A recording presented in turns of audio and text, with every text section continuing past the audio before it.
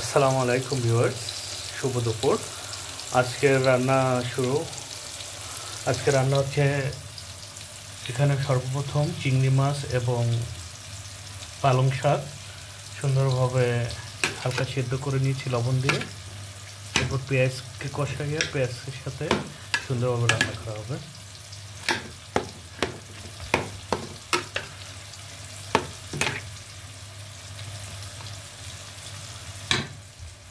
ধন্যবাদ, সবাই ভালো থাকবেন।